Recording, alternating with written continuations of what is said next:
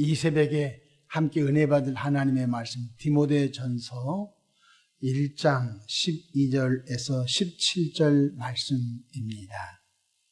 나를 능하게 하신 그도 예수 우리 주께 내가 감사함은 나를 충성되이 여겨 내게 직분을 맡기심이니 내가 전에는 비방자요 박해자요 폭행자였으나 도리어 긍휼을 입은 것은 내가 믿지 아니할 때 알지 못하고 행하였습니다. 우리 주의 은혜가 그래도 예수 안에 있는 믿음과 사랑과 함께 넘치도록 풍성하였도다. 미쁘도다. 모든 사람이 받을 만한 이 말이요. 그래도 예수께서 죄인을 구원하시려고 세상에 임하셨다 하였도다. 죄인 중에 내가 괴수이라. 그러나 내가 긍휼을 입은 까닭은 예수 그리스도께서 내게 먼저 일체 오래 참으심을 보이사 후에 주를 믿어 영생 얻는 자들에게 본이 되게 하려 하심이라. 영원하신 왕 곧 썩지 아니하고 보이지 아니하고 홀로 하나이신 하나님께 존귀와 영광이 영원무궁하도록 있을지어다. 아멘. 할렐루야. 오늘도 참으로 좋은 날입니다. 우리 모두 주 안에 행복하고 은혜로운 하루 되시기를 축원합니다. 저를 따라하겠습니다. 오늘도 나와 우리 가정 우리 교회 기적이 일어납니다. 오늘도 나와 우리 가정 우리 교회 기적이 일어납니다. 아멘. 저는 본문 말씀을 통하여 이런 사람도 변화시키시는 주님이라는 제목으로 함께 은혜를 받고자 합니다. 사도 바울은 자신을 이렇게 소개하고 있습니다. 1장 13절 내가 전에는 비방자요. 내가 예수 믿기 전에는 박해자요. 내가 예수님 믿기 전에는 폭행자라고 소개하고 있습니다. 그러니까 어떻게 보면 쓸모없는 인간이죠. 비방자요, 폭행자요, 예수 믿는 사람을 박해하는 자. 그래서 1장 15절에 보면은 괴수 중에 내가 괴수니라. 내가 죄인들 중에 우두머리다. 정말로 나 같은 사람이 어떻게 구원받았을까? 죄인 중에 내가 괴수라고 자기를 소개하고 있습니다. 그렇습니다. 사도 바울이 예수님을 만나기 전에는 예수님을 믿고 따르는 교인들을 악랄한 방법으로 괴롭히고 죽이는데 앞장섰던 핍박자요 박해자였습니다.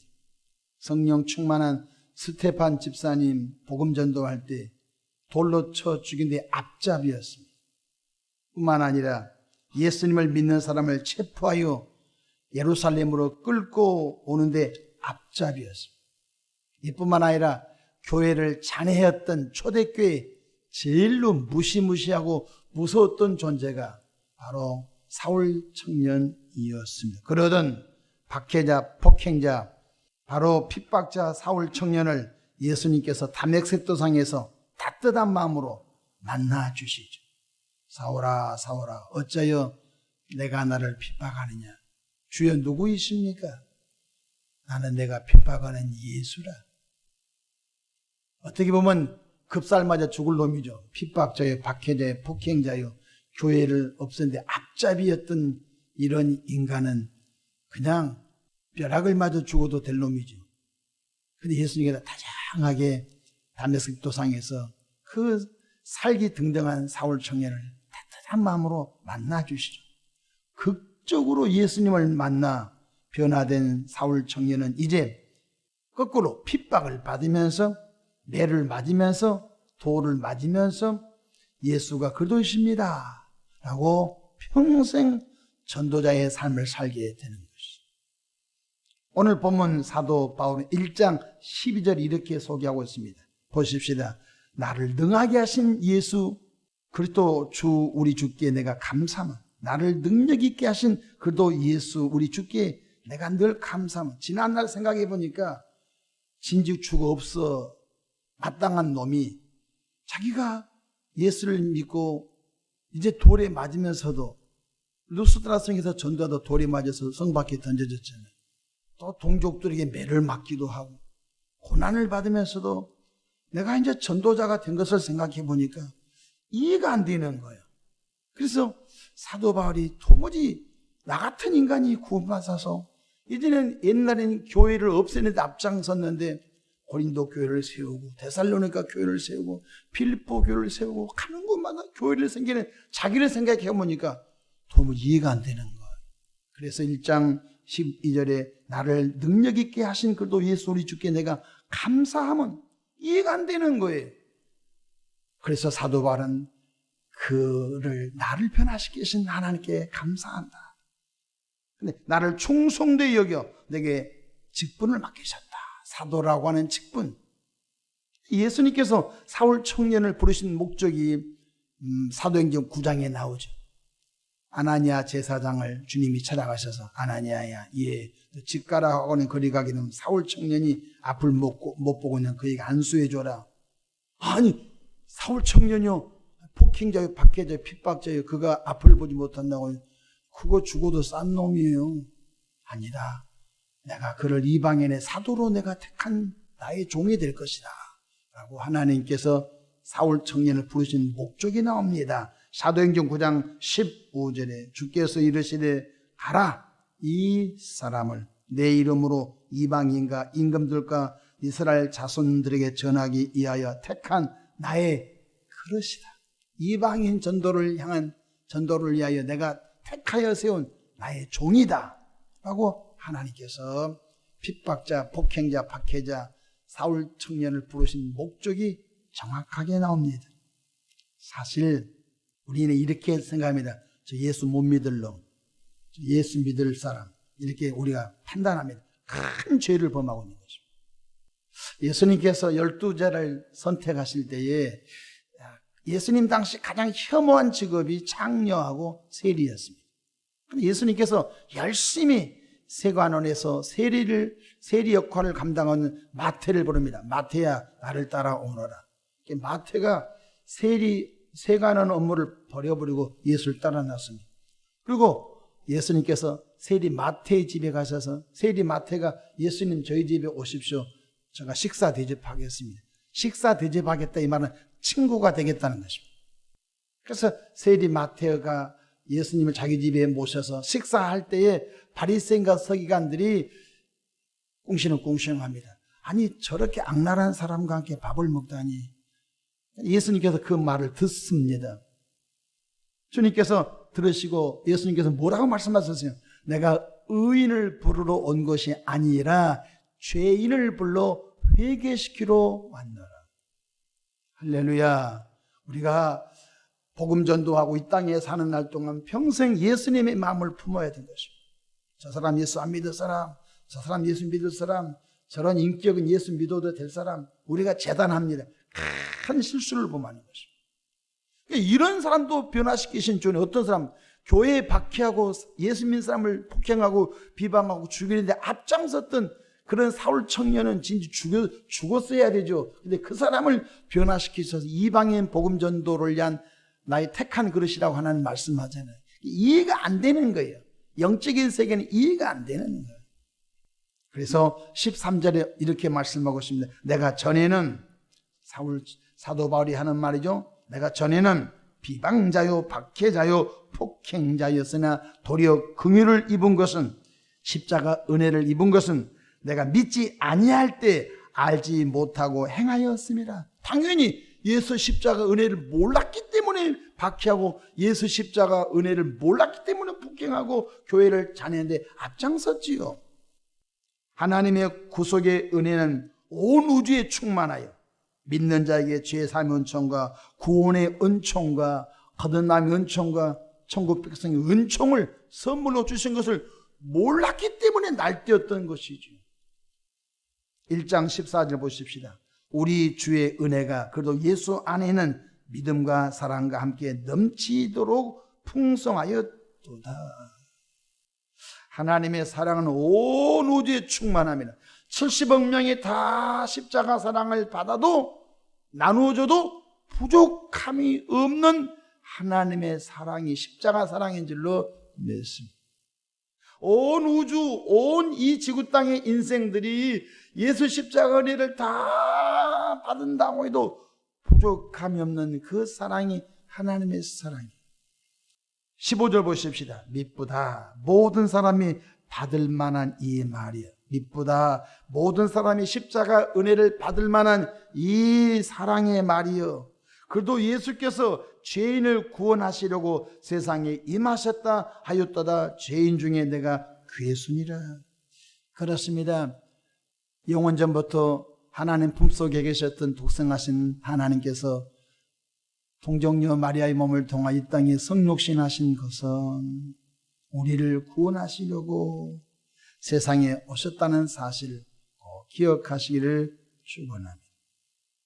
핍박자 사울 같은 죄인 중에 괴수도 구원받아 이방인 전도자의 사도로 쓰임받은 것을 우리는 기억하면서 우리는 주님의 마음을 품고 우리 주변에 악랄하게 기독교를 박해하고 핍박하고 교회를 대적하는 그도 바로 복음 전도의 대상이라는 사실을 깨닫기를 주님의 이름으로 축복합니다. 주님의 마음을 조금 품읍시다. 주님은 사울 청년도 헷가닥 변화시키셔서 당신의 복음 전도에 앞장섰던 앞잡이로 세우셨던 주님을 꼭 기억하시기를 바랍니다. 은혜 받았습니까? 지금 우리가 해야 할 일이 딱 하나 있습니다. 국가적으로는 자녀 낳는 운동입니다. 국가적으로는 자녀 낳는 운동입니다. 근데 오늘 우리 시대 사람들이 하나님을 안 믿어요. 자녀 많이 낳으면 자녀를 어떻게 키워? 사실 자기가 키웁니까? 그렇지 않아요. 주님이 누군가를 통하여 다 키워주신 것입니다. 자녀 2명 낳으면 어떻게 키워요? 그러면 옛날 어르신들은 어떻게 10명씩 키워냈어요? 옛날에 문화시설도 없고 씻을 수 있는 온수도 없었을 때 어떻게 10명씩 자식을 키워냈어요? 그렇다고 해서 그 세대 자식들이 다 자식 농사가 망쳤습니까? 여러분 60년대 정말로 지금 한참 은퇴하고 있는 58년생, 60년생, 64년생 이 그룹이 나라의 근간을 지금 이루고 있잖아요. 이들의 세대가 지금 한국의 산업화 역군이라고 이미 역사적으로 증명하고 있잖아요. 그럼 그 세대 어르신들이 대학교, 대학원 나고 문화시설 누리고 그래서 자녀를 키워냈습니까? 정말 오죽하면요, 초급 못 피했다고 하잖아요. 나무 껍질을 벗겨서 먹고 사는 그 시대도 자녀 농사 잘 해서 정말로 산업 역군으로 만들려고 한 세대, 우리나라 5천년 역사 가운데 가장 번영을 경험한 세대가 지금 우리가 아닙니까? 더구나 하나님을 믿는 우리가 왜 그렇게 불신앙을 갖습니까? 오늘 우리 시대는 하나님을 믿지 않아요. 하나님을 믿는다면 그런 말 한 게 아니에요. 하나님을 믿는다면 정말로 반석에서 생수가 나게 하신 그 하나님 믿으시기를 축원합니다. 하나님을 안 믿어요. 기독교인들 많지도 하나님을 안 믿어. 하나님을 자기 수준으로 믿는 거예요. 내가 안 되니까 하나님도 안 될 것이다. 내가 못하니까 하나님도 못할 것이다. 하나님도 자기 IQ에 단정을 해버려요. 이 하나님이 답답하신 것이죠. 콘크리트 벽처럼 자기가 자기를 설정해 놓고 사는 거예요. 초월적인 하나님을 믿지 않는 거예요. 사람을 자기가 변화시키려고 아닌 것입니다. 사람을 변화시키는 분은 전능하신 사랑의 하나님이신 줄로 믿으시길 바랍니다. 지금은 은혜 받은 사람들이 전도할 때입니다. 2가지만 하면 됩니다. 자녀 낳아서 키우는 것. 두고 보십시오. 앞으로 완전히 역사의 판도가 바뀝니다. 앞으로 자녀 낳아서 믿음으로 잘 이것을 사명감을 가지고 2명, 3명 자녀를 잘 낳은 사람은요, 역사에 앞으로 한 획을 긋는 리더들이 됩니다. 당연히 자식이 없는 사람은 끝나는 것입니다. 네, 그렇지 않아요. 아담 이후로 역사는 계속 계승되는 거예요. 승계되는 거예요. 아버지 세대 끝나고 아들이 그 세대 이어가고 아들 세대 끝나고 손자가 그 세대. 그래서 아브라함 하나님, 이삭의 하나님, 야곱의 하나님 것입니다. 계속 되는 물려가는 거예요. 2가지를 해야 되는 것입니다. 자녀 낳아서 키우는 운동. 어제 우리 교회 어느 집사님도 얼마 전에 아이가 낳았어요. 지금 기저귀 띄지도 못했는데 또 아이가 들었었어요. 내가 잘했다. 내가 교회에 재정이 넘치면 매일마다 한 100만 원씩 생활비 주고 싶은데 앞으로 자녀 낳으면 매월마다 한 200만 원씩 교회에서 생활비 주고 싶어요. 응원하고 기도하고 지원해 주려고. 자녀나서. 여러분, 자녀 낳는 일에 주변 사람들 격려해 주시기를 바랍니다. 저는 신방을 다니거나 이렇게 길을 걸을 때 유모차에다가 쌍둥이 싣고 다니는 거 보면요. 아이고, 돈이 있으면 돈 몇만 해도 주고 싶어. 응원해 줘. 할렐루야. 잘 커라, 잘 커라, 잘 커라. 너무너무 귀하게 보이는 거예요. 저들 세대에 저들이 어찌됐더니 한국 사회를 이끌어갈 리더가 될 텐데 축복이 되는 거죠. 두 번째 할 일이 뭡니까? 영적인 자식을 낳아야 됩니다. 그러니까 영적인 자식이 뭡니까? 예수 믿어 하나님을 믿게 한 것이 영적인 자녀 낳는 운동인 줄로 믿으시기 바랍니다. 이것이 전도 운동이에요. 옛날에 제가 어렸을 때는 문화시설 없으니까 그 마을에 교회가 하나 있는데 그 교회 마을에 탁구장 하나 있으면 탁구대 때문에 막 50명, 100명씩 교회로 몰려들었어요. 그 탁구채 한번 잡아보려고 교회 갔다가 목사 되고 탁구채 잡아보고 몇 번 똑딱똑딱 하다가 사모 되고 장로님 되고 권사 되고 집사 되고 교회 놀러 갔다가 그냥 한 번 또 예배 참석하다가 하나님의 은혜로 또 교회에 잘 충성된 시골의 교회를 지키는 귀한 리더들이 되고 할렐루야. 구원 역사는 아무도 모르는 거예요. 구원 역사. 그러므로 속단하지 마십시오. 그러므로 포기하지 마십시오. 사울 청년같이 악랄한 폭행자, 박해자, 핍박자도 변화시키셔서 하나님의 뜻대로 쓰시는 그 하나님이 계신 것을 믿으시기를 바랍니다. 사울 청년 같은 사람도 변화시켰던 주님께서 우리를 통해 주변 사람들을 변화시키고 있다는 사실을 꼭 믿으시기를 주님의 이름으로 축원합니다.